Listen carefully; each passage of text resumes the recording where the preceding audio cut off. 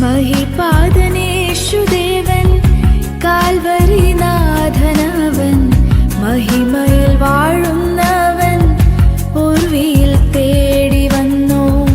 യാഹെന്ന ദൈവമവൻ വഴി സത്യം ജീവനുമേ സ്നേഹത്തിൻ ഇടയനും ആശ്രിതവത്സലനും മഹിപാദൻ